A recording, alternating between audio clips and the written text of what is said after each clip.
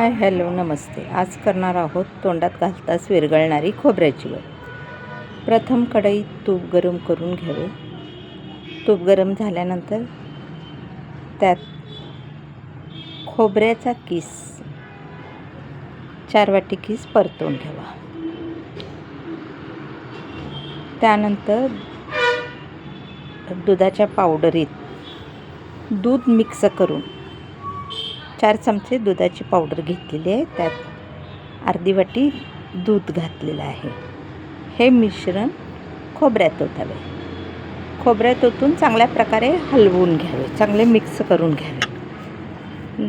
त्यानंतर 3 वाटी साखर घेतलेली आहे. साखर मिक्स करून घ्यायचं आहे. हे मिश्रण सारखं ढवळतच राहावे. 1.5 चमचा वेलची पूड घातलेली. वेलची पूड घातल्याने वास चांगला येतो. आणि थोडंसं पाव चमचा एवढा मीठ टाकलेलं आहे. मिठामुळे गोड्या पदार्थाला चव चांगली येते. हे मिश्रण सतत ढवळत राहावे, चांगल्या प्रकारे हलवतच राहावे, कारण मिश्रण खाली करपू द्यायचे नाही. मिश्रण सतत हलवल्याने खाली डागलत नाही, म्हणजे करपत नाही. एकसारखे हलवत राहावे. मिश्रणाचा गोळा झाल्यानंतर, म्हणजे कडेने तूप सुटू लागल्यानंतर मिश्रण थापायचे आहे. त्यासाठी ताटाला तूप लावून घ्यायचं, तेलाचा हात लावून घ्यायचं. मिश्रण घट्ट झाल्यावर ताटात ओतून थापून घ्यायचे.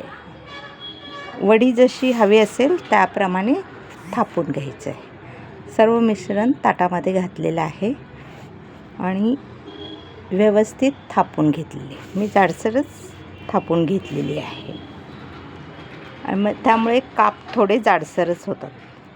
हे गार करण्यास ठेवायचे आहे. गार झाल्यानंतर त्याच्या वड्या कापायच्या आहेत. अशा प्रकारे वड्या कापायच्या आहेत. वड्या कापून तयार झाल्या खोबऱ्याच्या वड्या. अशा प्रकारे तयार झाल्या खोबऱ्याच्या वड्या. तुम्हाला आवडल्यास लाईक करा.